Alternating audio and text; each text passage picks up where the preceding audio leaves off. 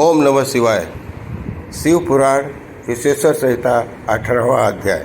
बंधन और मोक्ष का विवेचन, शिव के भस्माधारण का रहस्य। ऋषि बोले, सर्वज्ञों में श्रेष्ठ सूत जी, बंधन और मोक्ष क्या है? कृपा हम पर कृपा करके हमें बतलाइए। सूत जी ने कहा, महर्षियों में बंधन और मोक्ष का स्वरूप व उपाय का वर्णन तुम्हारे लिए कर रहा हूँ।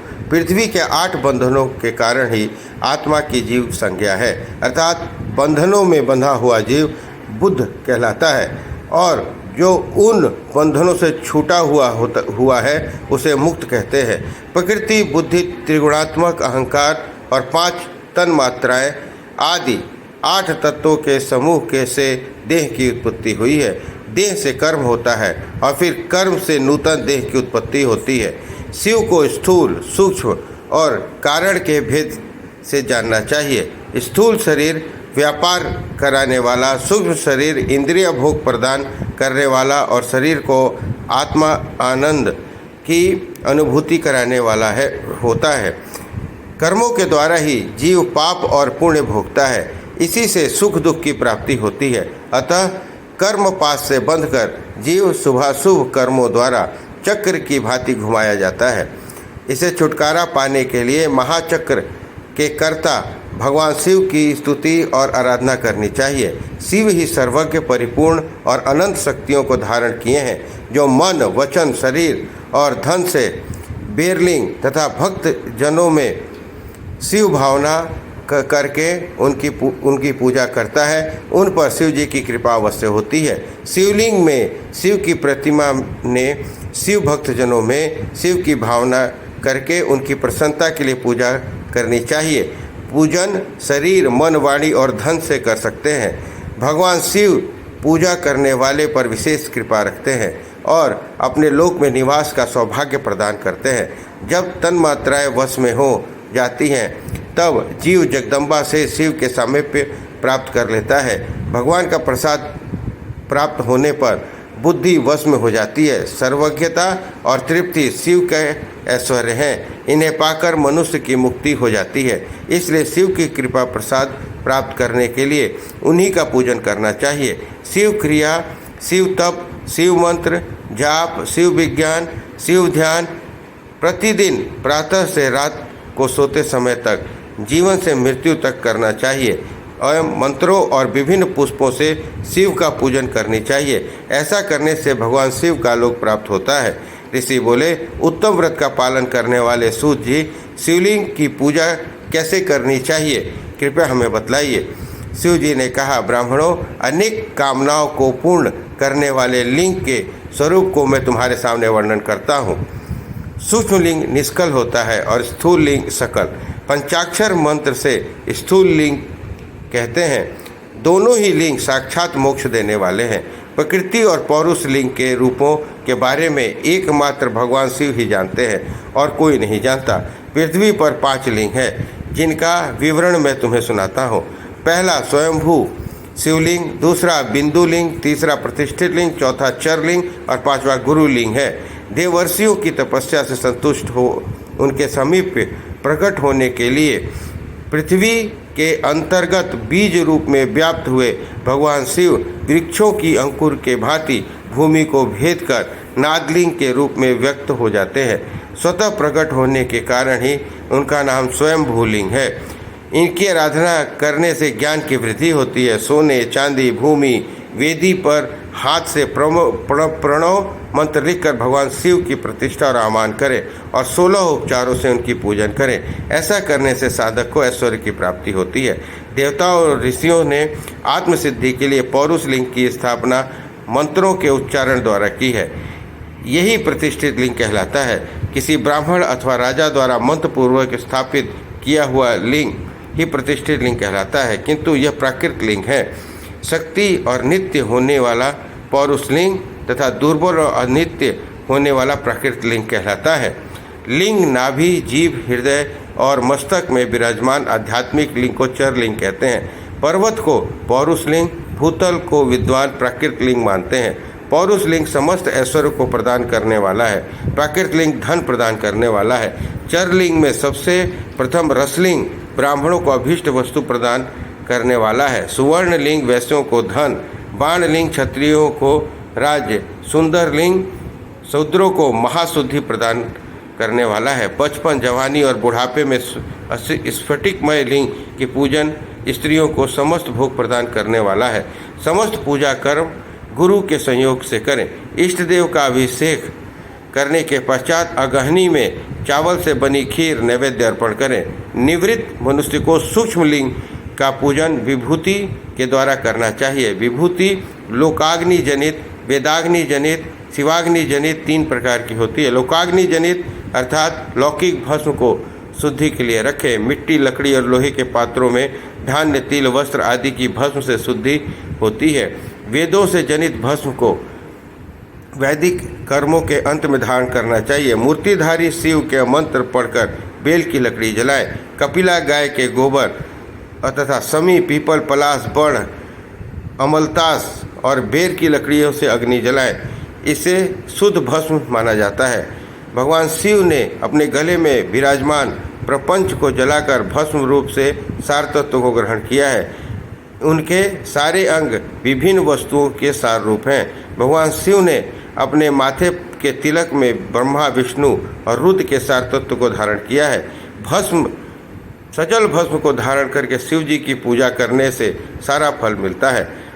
शिव मंत्र से भस्म धारण कर श्रेष्ठ आश्रमी होता है। शिव की पूजा अर्चना करने वाले को अपवित्रता और सूतक नहीं लगता। गुरु शिष्य के राजस, तामस, तमोगुण का नाश कर शिव का बोध कराता है। ऐसे गुरु के हाथ से भस्म धारण करनी चाहिए। जन्म और मरण तक भगवान शिव ने ही बनाए हैं। जो इन्हें उनकी सेवा से अर्पित कर देता है वह बंधनों से मुक्त हो जाता है। स्थूल, सूक्ष्म और कारण के वश में कर लेने से मोक्ष प्राप्त होता है। जो शिव की पूजा में तत्पर हो, मौन रहें, सत्य और गुणों से युक्त हो, क्रिया, जाप, तप करता रहे, उसे दिव्य ऐश्वर्य की प्राप्ति होती है और ज्ञान का उदय होता है। शिव भक्त यथा योग्य क्रिया और अनुष्ठान करें और धन का उपयोग कर शिव स्थान में निवास करें। भगवान शिव का महात्म्य का सभी के सामने प्रचार करें। शिव मंत्र के रहस्य को उनके अलावा कोई नहीं जानता, इसलिए शिवलिंग का नित्य पूजन करें। शिव पुराण विदेश्वर संहिता 18वां अध्याय समाप्त। बोलो हर हर महादेव। विदेश्वर संहिता 19वां अध्याय। पूजा का भेद। ऋषि बोले, हे सूत जी, आप हम पर कृपा करके पार्थिव महेश्वर की महिमा का वर्णन जो आपने वेद व्यास जी को सुनाया है सुनाइए। सूत जी बोले, हे ऋषियों, मैं भोग और मोक्ष देने वाली पार्थिव पूजा पद्धति का वर्णन कर रहा हूँ। पार्थिव लिंग सभी लिंगों में सर्वश्रेष्ठ है। इसके पूजन से मनवांछित फलों की प्राप्ति होती है।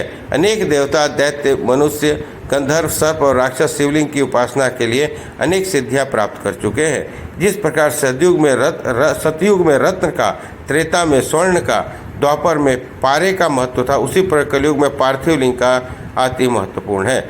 शिवलिंग की पूजा तब से भी अधिक फल मिलता है। जिस प्रकार गंगा नदी सभी नदियों का श्रेष्ठ पवित्र मानी जाती है, उसी प्रकार पार्थिव लिंग सभी लिंगों में सर्वश्रेष्ठ है। जैसे सब व्रतों में शिवरात्रि व्रत श्रेष्ठ है, सब दैवी शक्तियों में देवी शक्ति श्रेष्ठ है, वैसे ही सब लिंगों में पार्थिव लिंग श्रेष्ठ है।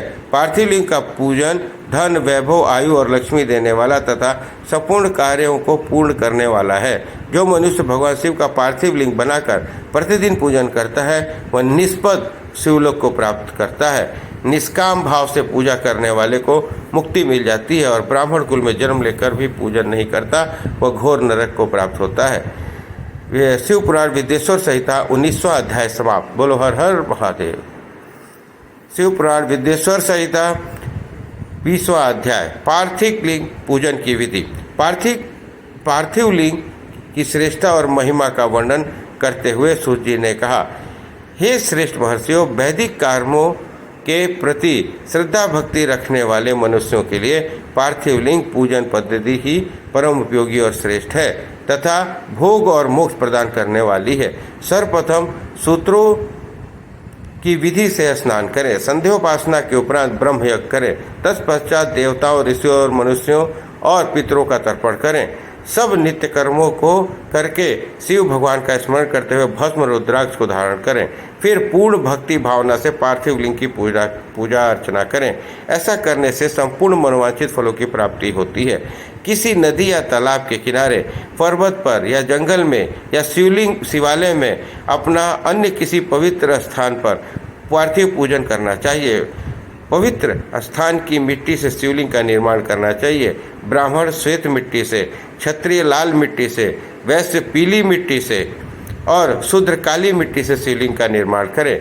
शिवलिंग हेतु मिट्टी को एकत्र कर उसे गंगा जल से शुद्ध करके धीरे धीरे उससे लिंग का निर्माण करें और तथा इस संसार के सभी भोगों को तथा संसार से मोक्ष प्राप्त करने हेतु पार्थिव लिंग के पूजन भक्ति भावना से करें।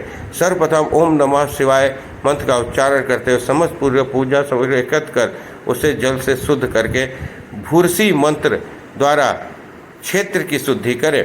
फिर जल का संस्कार करें। स्फटिक शिला का घेरा बनाए और शुद्ध तथा क्षेत्र शुद्धि करें। तत्पश्चात शिवलिंग की प्रतिष्ठा करें तथा वैदिक रीति से पूजा उपासना करें। भगवान शिव के आह्वान करें और आसन पर उन्हें स्थापित करके उनके समक्ष आसन पर स्वयं बैठ जाएं।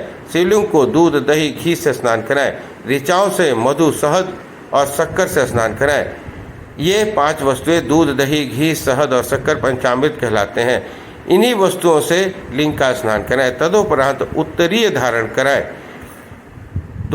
चारों ऋचाओं को पढ़कर भगवान शिव को वस्त्र यज्ञोपवीत समर्पित करें और सुगंधित चंदन और रोरी चढ़ाएं तथा अक्षत फूल और बेलपत्र अर्पित करें। नैवेद्य और फल अर्पित कर 11 रुद्रों का पूजन करें तथा पूजन कर्म करने वाले पुरोहित को दक्षिणा दें। हर, महेश्वर, शंभु, शूलपाणी, पिनाकधारी, शिव, पशुपति, महादेव, गिरजापति आदि नामों से पार्थिव लिंग का पूजन करें और आरती करें। शिवलिंग की परिक्रमा करें और तथा भगवान शिव को साष्टांग प्रणाम करें। पंचाक्षर मंत्र तथा 16 उपचारों से विधिवत पूजन करें। इस प्रकार पूजन करने से भगवान शिव से इस प्रकार प्रार्थना करें। सबको सुख समृद्धि प्रदान करने वाले हे कृपा निधान भूतनाथ शिव, आप मेरे प्राणों में बसते हैं। आपके गुण ही मेरे प्राण हैं। आप मेरे सब कुछ हैं। मेरा मन सदैव आपका ही चिंतन करता है। हे प्रभु, यदि मैंने कभी भूलवश या जानबूझकर भक्तिपूर्वक आपका पूजन किया हो तो वो सफल हो जाए। मैं महापापी हूँ, पतित हूँ, जबकि आप पतित पावन हैं। हे महादेव सदाशिव, आप वेदों, पुराणों, शास्त्रों के सिद्धांतों के परम ज्ञाता हैं। अब तक कोई भी आपको पूर्ण रूप से नहीं जानता है, फिर भला मुझ जैसा पापी मनुष्य आपको कैसे जान सकता है। हे महेश्वर, मैं पूर्ण रूप से आपका अधीन हूँ। हे प्रभु, कृपा कर मुझ पर प्रसन्न होइए, मेरी रक्षा कीजिए। इस प्रकार प्रार्थना करने के बाद भगवान शिव को फूल अक्षत चढ़ाकर प्रणाम कर आदर पूर्वक विसर्जन करें। हे मुनियों, इस प्रकार की गई भगवान शिव की पूजा भोग और मोक्ष प्रदान करने वाली एवं भक्ति भाव बढ़ाने वाली है। इस प्रकार शिव पुराण विशेश्वर संहिता 20वां अध्याय समाप्त। बोलो हर हर महादेव।